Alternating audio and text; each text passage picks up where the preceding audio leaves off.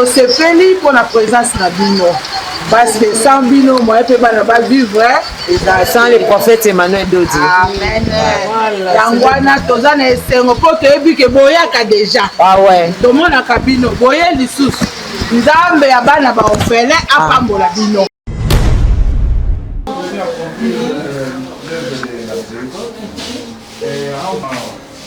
Difficile à vendre. Le prophète, le messager pose chaque. Bientôt là, on va finir. Ça va?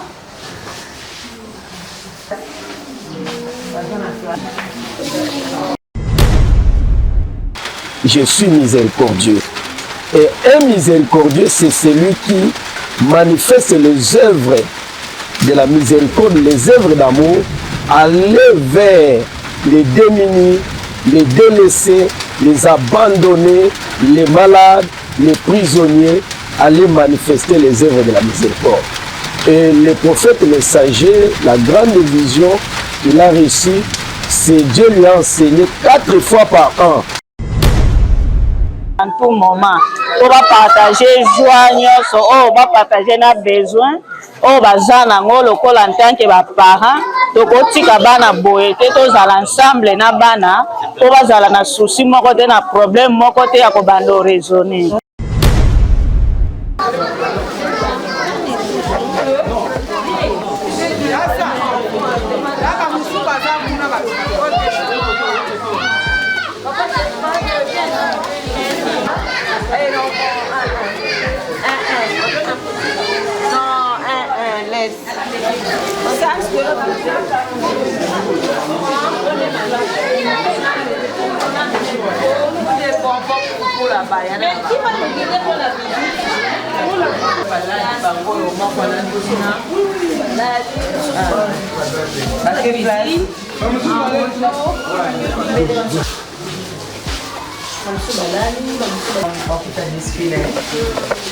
Allez, allez, prends. D'accord.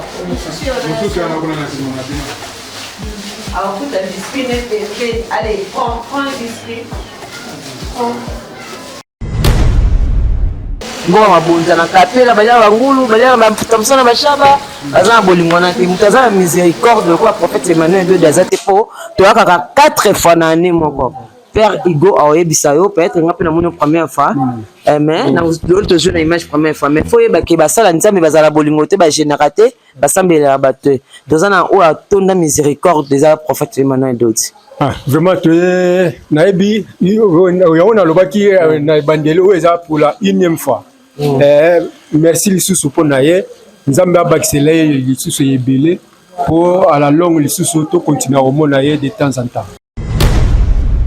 Nzambe penza asimba ena makasi apesa ye bomolai apesa ye makoki apesa ye opportunité wana ya kolesa ya kobokola alemba te mpona kosoutenir bana oyo po ete baza barejete baza baorphelin nzambe apambola mpe staff na bino nyonso tu oyo boza komipesa corps et âme mpona kosoutenir bana na biso dans l'ensemble na maison oyo mpe na bamaison mosusu tokolobake nzambe apambola bino makasi ame kobanga te basavant babiloko nyonso lobi tosala yango déjà 4 fois par année prophète déjà sa atindi yango eza kuna so tosilisa bomona yango bosepela.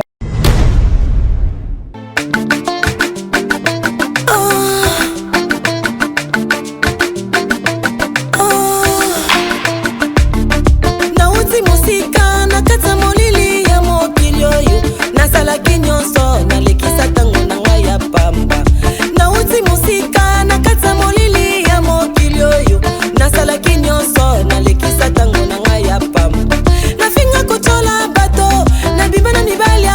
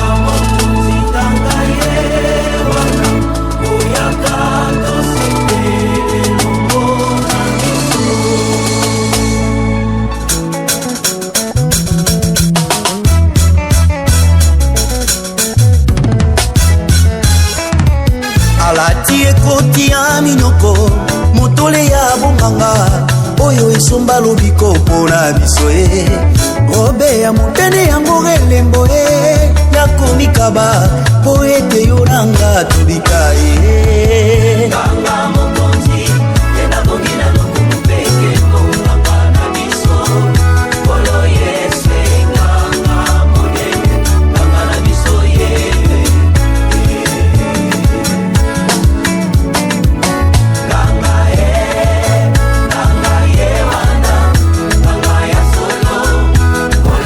Avant, on recevait les choses qui venaient de l'Europe. Mais aujourd'hui, ce sont nos frères et sœurs, c'est vous qui êtes là et qui contribuent au bien-être de ces enfants. Et pour moi, je dirais déjà, c'est un Congo qui se met debout. Et on demande à ces enfants de suivre. Moi, je dis toujours à ces enfants, Bartimée, quand il a rencontré Jésus-Christ, il a pris son vêtement, son manteau, il a jeté du gris, fini avec ses statuts. Je suis désormais avec le Christ, et alors je ne serai plus là pour mon Dieu. Et je pense que votre présence, c'est aussi ça, que ces enfants se mettent debout, qu'ils jettent, non, je suis orphelin, non, on ne parle plus de ça. Vous êtes avec des papas et des mamans qui vous aiment, alors mettez-vous au travail.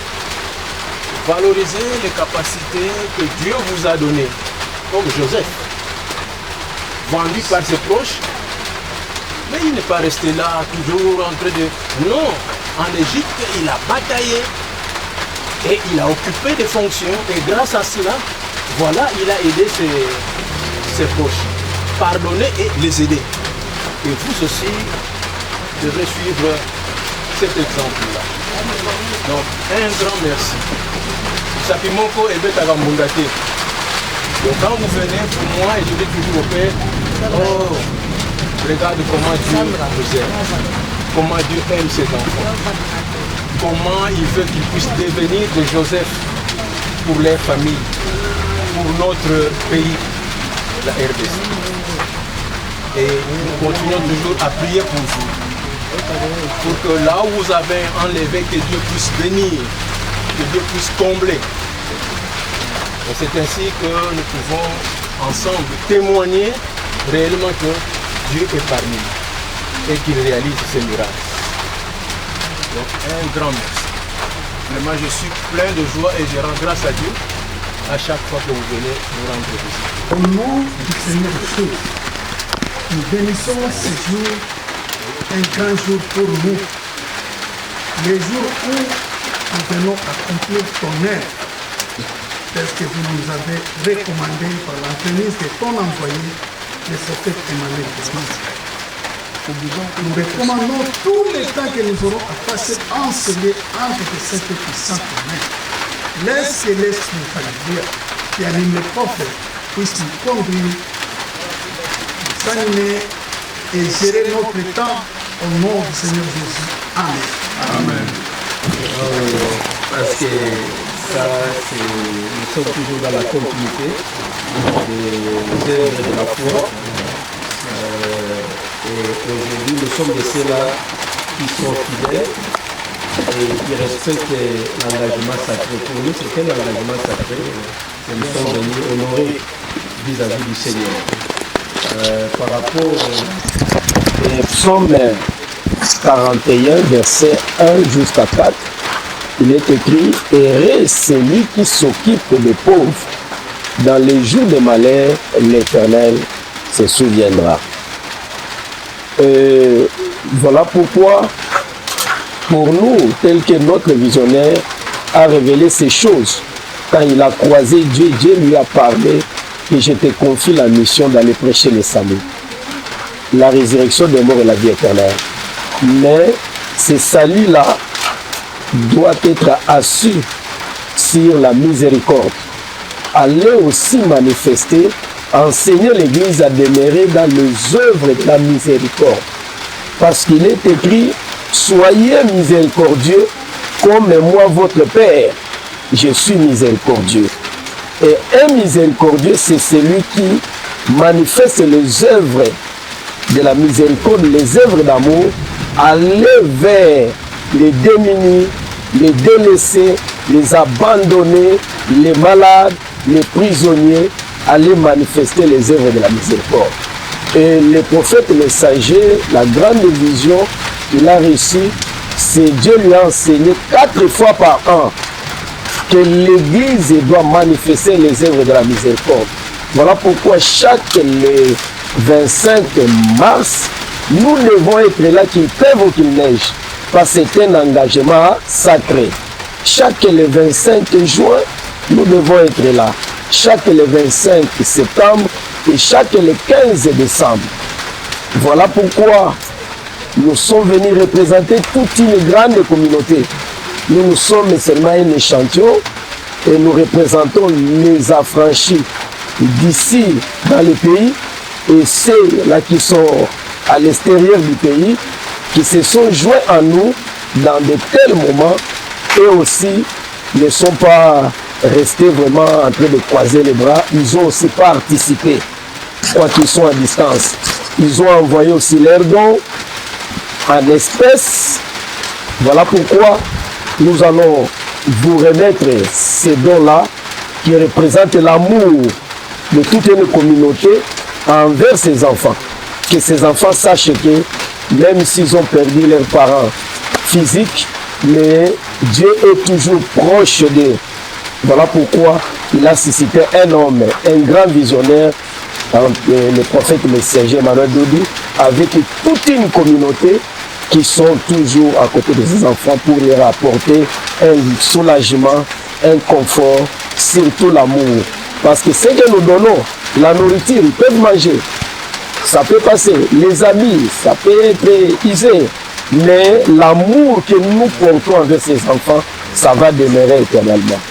Voilà pourquoi, au nom de l'Église universelle pentecôtiste charismatique, au nom de notre représentant légal, le prophète messager Emmanuel Dodi, au nom de tous les affranchis d'ici et de la diaspora, que nous vous remettons cette enveloppe, fruit de notre amour que nous manifestons envers ces enfants, pour que ces enfants-là pensent que Dieu les aime, Dieu ne les a pas abandonnés ni oubliés, et Dieu sera toujours à côté d'eux pour leur manifester cet amour-là.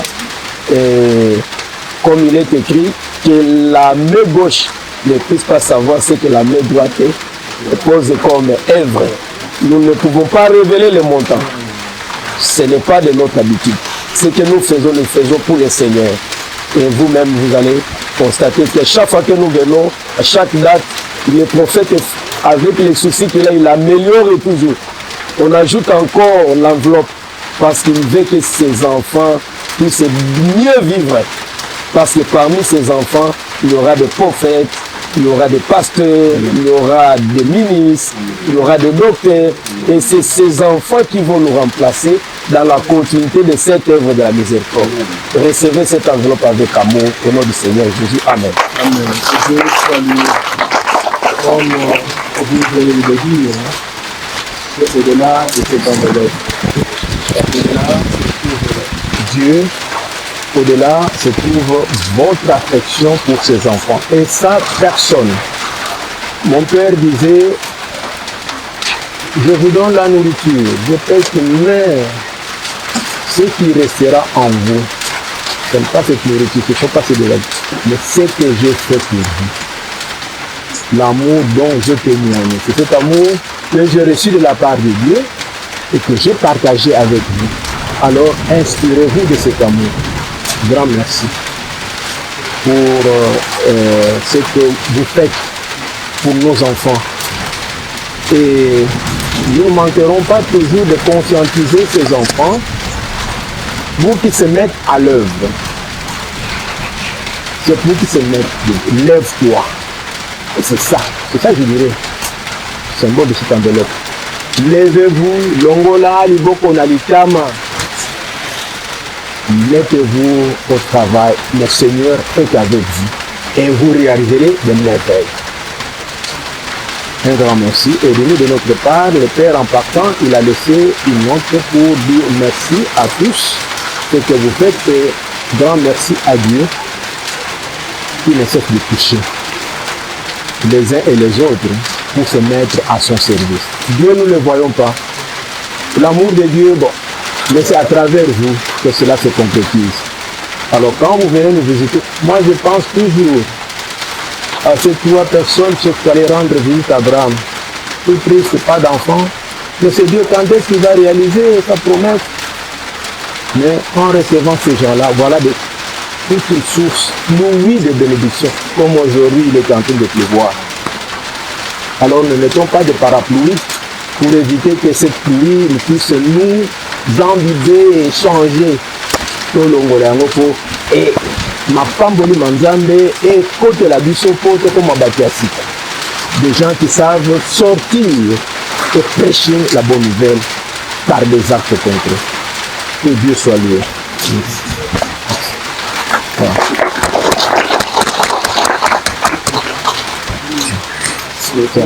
Comme il y a toujours de nouveaux quand nous venons, on donne une visite. Je vais aimer quelques enfants.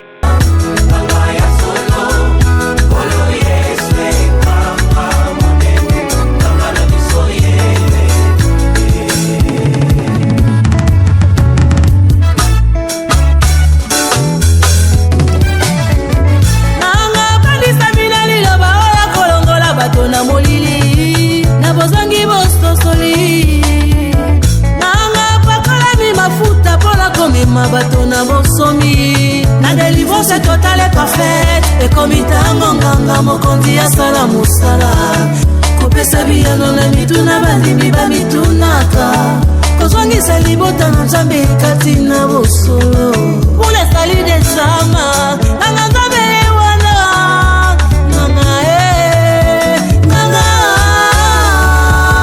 nanga mokonzi ena bongina nokumupeke nganga biso polo yese nanga monene nanga na biso ye bomonaka nde biloko ezokita oyo déjà tobandi eza première fois na année oyo tosala yango 4 fois donc tozanga kutu maloba mpo bomoni biso deya mingi bomesana biso mingi mpo rendez-vous erataka te pa prophète Emmanuel Doti donc atonda miséricorde atonda mawa bomoni biloko ndenge ekiti bozwi baimage tokende kovisite ndenge ete ezala comme d'habitude kovisite bolamu ya prophète Emmanuel Doti bolamu ya nzambe ya prophète Emmanuel Doti toya tokende biso na sœur Dodo tolandaka tokende kovisite comme d'habitude déjà si tomesana déjà ekoma mpenza lokwa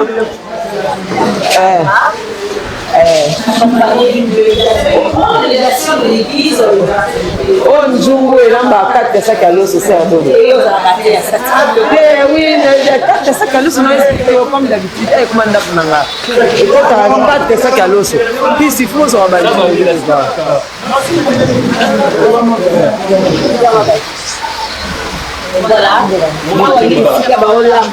kandi elakisi kuti mwana 4 sac à l'eau na mama wazawa bana mabele mama mbote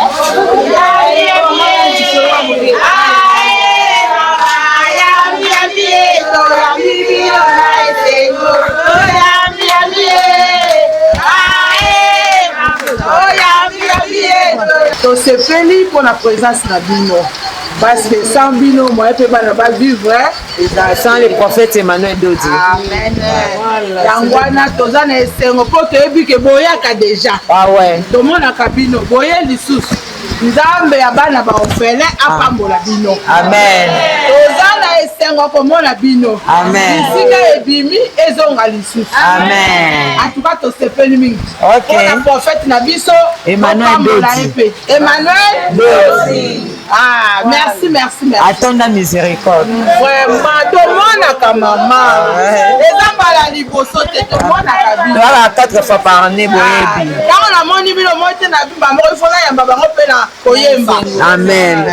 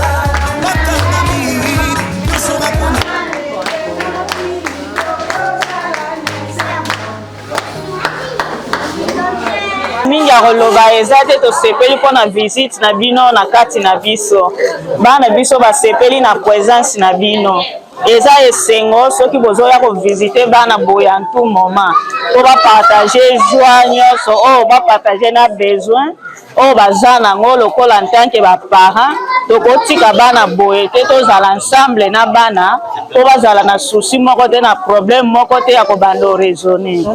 Merci beaucoup.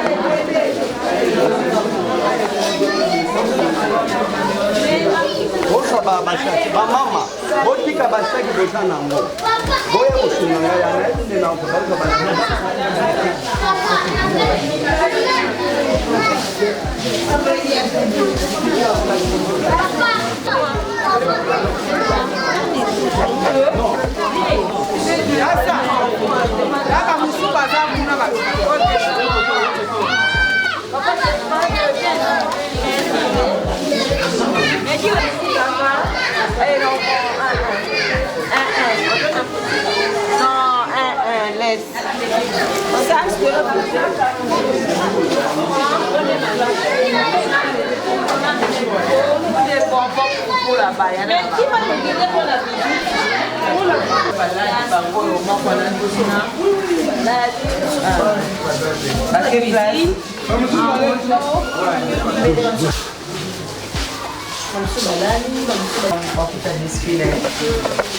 Allez, prends. D'accord. Alors, écoute, un biscuit, allez, prends un biscuit. Prends. Allez, biscuit.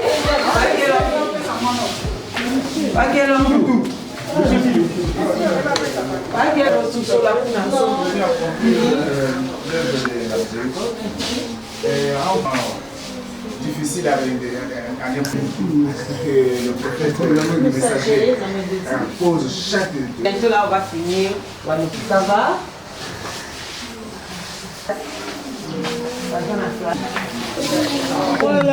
On appelle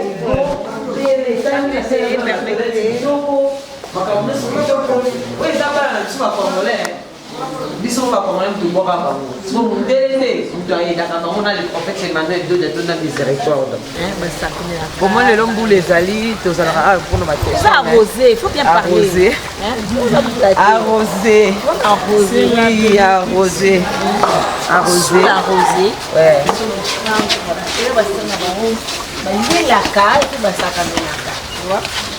Vous allez bien? Vous allez bien? Salut! yango tozosala mpe visite aza baproblème ya baépileptique toza na bango awa na badifficulté nyonso toza na sale ya kine ezali tozwaka chance mpe ndenge mpino mpe boye bamemela biso mpe bakisi na bao baza baépileptique. Non, évolution eza nango bien malgré que bakisi mpe eza na mwa difficulté po nyonso ezaka bakisi importé. Alors, il y a un prophète, toza na esengo ya koyamba ye pour la unième fois aza mosala nzambe tosenga vraiment d'abord baprière ezala mpe mwa mingi mpona biso wana pédiatrie ya mibale baede oyo azotinda ebi mpe baprophète mosusu obe bapaster mosusu bakomona mpe baya surtout na biso na bapaster basala yango te azaka lestel azaka prophète ye moko mutu asala yango bapaster bakenda komela ngoma mabunza na kapela baliaka bangulu baliaka bafuta mosala bashaba baza na bolingo wana te mutu aza na miséricorde lokola prophète Emmanuel II aza te mpo toyakaka 4 fois na année moko Père Igo aoyebisa yo peut-être nga mpe namoni première fois mais lolo tozwi na image première fois mais fo yebake basala nzambe bazala bolingo te bagénéra te basambelaka bato te toza na oyo atonda miséricorde eza prophète Emmanuel II. Vraiment toye nayebi yango nalobaki na ebandeli oyo eza pour la unième fois merci lisusu mpo na ye nzambe abakisela ye lisusu ebele pour à la longue les sous-autos continuer à remonter de temps en temps. Amen. Merci beaucoup. tozwaka bango mpenza bana na biso lokola ndenge toankadaka bana tura bandako ndenge mpe toankadaka bango awa puisque ezali lokola don moko mpenza oyo bapesa biso mpona bana oyo mpona barejete oyo alors toankadaka bango malamu mais toza na mwa balakine babiloko mosusu mwa bamateriel ezangaka biso le mosusu omona basavon ezozanga bamateriel ya kosalela ezozanga biso sumamuse banini mpo bokuta ndako ezala propre ezala kitoko esengaka mpenza bamakambo ebele biloko ebele oyo ezali kekoki kobongisa ndako oyo mais dans l'ensemble na bana en tout cas tovandaka na bango bien tokosoigne bango malamu. Prophète Emmanuel Dodi qui à chaque fois, à chaque trimestre, 4 fois. Tokolobake Nzambe penza asimba ena makasi apesa ye bomoi molai apesa ye makoki apesa ye opportunité wana ya kolesa ya kobokola alemba te mpona kosoutenir bana oyo po ete baza barejete baza baorphelin Nzambe apambola mpe staff na bino nyonso tu oyo boza komipesa corps et âme mpona kosoutenir bana na biso dans l'ensemble na maison oyo mpe na bamaison mosusu tokolobaki Nzambe apambola bino makasi ame kobanga te basavon babiloko nyonso lobi tosala yango déjà 4 fois par année prophète déjà esa atindi yango eza kuna so tosilisa bomona yango bosepela.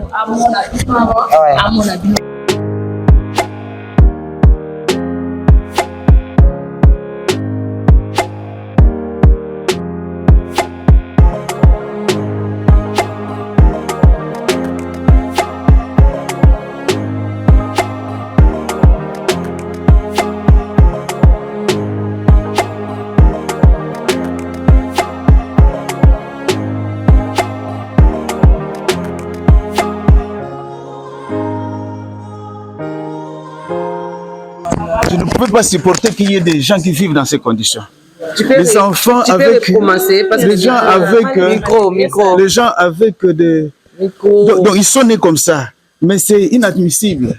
Et il y a des gens qui vivent à la cité, qui vivent dans les villes avec des moyens, mais qui ne s'occupent même pas, qui ne pensent même pas à ces enfants. Je dois bénir et féliciter surtout les prophètes messagers d'avoir eu cette idée, parce que c'est inconcevable. Jusque-là, si vous touchez mon cœur, vous sentez que c'est comme si quelqu'un avait peur, ou j'ai croisé quelque chose qui m'a fait peur, qui m'a effrayé. Mais c'est l'émotion de voir ces enfants-là. C'est seulement que Dieu bénisse les prophètes majeurs, messagers, Emmanuel Dodi. Merci. Merci. Ça fait mal. Ça fait mal.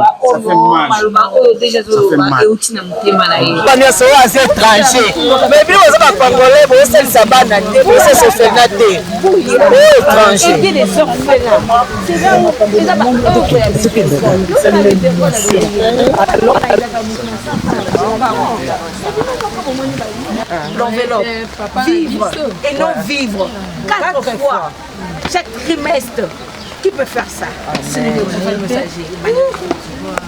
Bino siko miséricorde na bino évangélie. Évangélie dans hôtel, évangélie dans na chaba, évangélie la capella.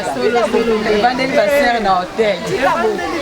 En pasteur bozo kana ba na bino. Botiki la prophète Emmanuel Dodi Mukumba ni so à étranger. Mais bino bozo ba congolais bo sel sabana.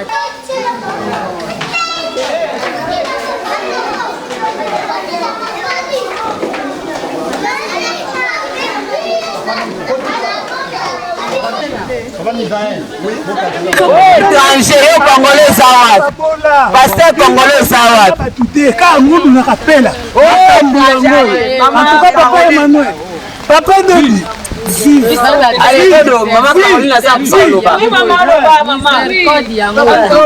nasepeli mingi ndenge nakomi awa c'est pour la première fois touta na bisika ebele tobandaki kosambela mais totikaka komona makambo wana moni oyo te oke mosali ya Nzambe prophète azosala 4 fois par an koya kotikela bana mbongo biloko azoprendre soin na bango.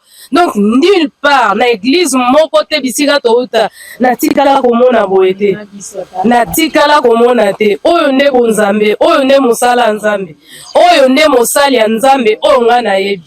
Donc mpona nga nakoki koloba ke c'est la toute première fois namona mpe nakutana na mosali ya Nzambe nabandi kosambela nde lelo parce que oyo nakuti awa nde oyo esengeli basali ya Nzambe basalaka.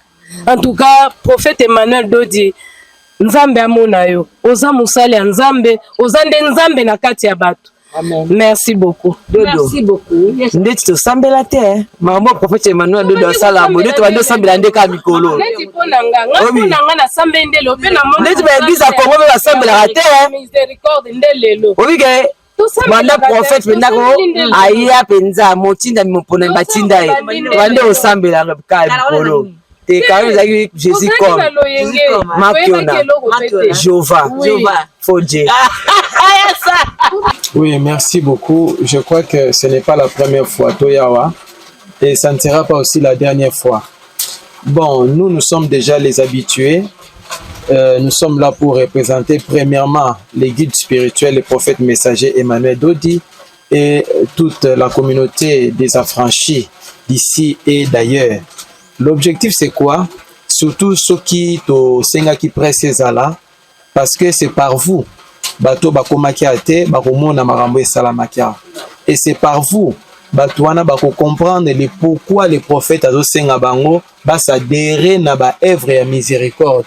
C'est par vous que bao bazalaki un peu négligent lobi bako négliger te ba comprendre que nzela o ezande nzela bomoy ezande nzela ya lobiko surtout nzela ya mapamboli.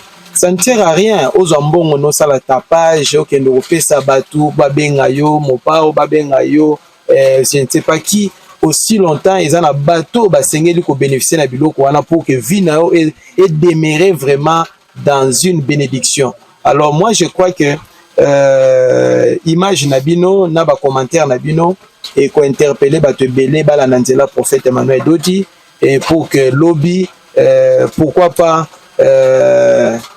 Mangombe Belé et ya ko s'associer na vision au prophète ya ayena yango et pourquoi pas aussi ya ko luka prophète Emmanuel na nkuku pour na expliquer encore en profondeur makamboyo na bolamu na yango. Donc voilà un peu et dernier mot ezali à ko remercier toujours prophète na initiative na vision o amemela kibiso et ko remercier ba franchi nyonso o bakota kinzela oyo Nzambe tata Nzambe ya mawa. À mon abino, kolekela œuvre o ya miséricorde bo poser pour na bandeko yo bo mona ba image. Je crois que ça ne sera pas seulement votre bénédiction seule, mais ça sera aussi la bénédiction de vos familles que vous représentez na musala o esalami lelo. Merci. Merci beaucoup. Eza esengo te eza mawa, eza pe na période ya mawa.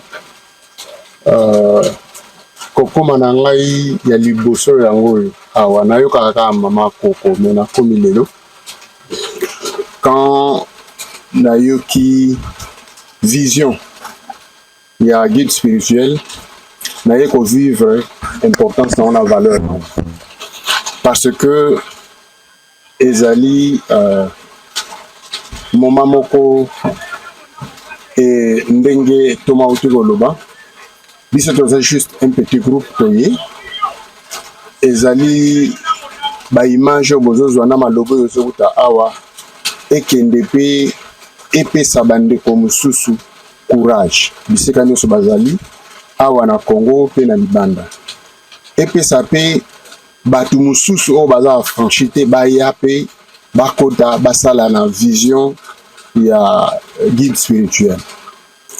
Pour nanga personnellement naza très ému ndenge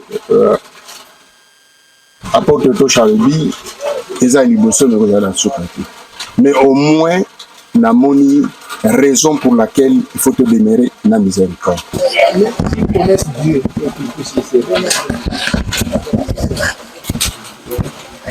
Un grand merci et nous demandons à Dieu de vous bénir, de bénir vos familles et de bénir aussi vos travaux.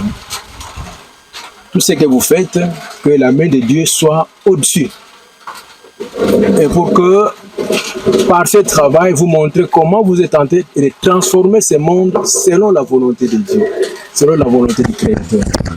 Un grand merci et n'oubliez pas de saluer les restes, ceux qui sont restés, pour dire que, voilà, dites-le que nous ne les oublions pas. Quand bien même ils sont loin, ils sont si proches de nous parce que vous êtes venus. Et tout ce que vous avez fait pour nous, En tout cas, nous allons les utiliser à bon escient. Un grand merci. Il s'agit de mabanga, tokotia yango po ekitate. Yango wana biso pe toyaki na part na biso. Toyaki na ba popcorn, toyaki na ba chips, toyaki na ba bonbon, toyaki na ba biscuit, toyaki na ba chocolat, toyaki na ba jus, toyaki na quantité ebele ya biloko. Topesi première catégorie bano ya mike wana.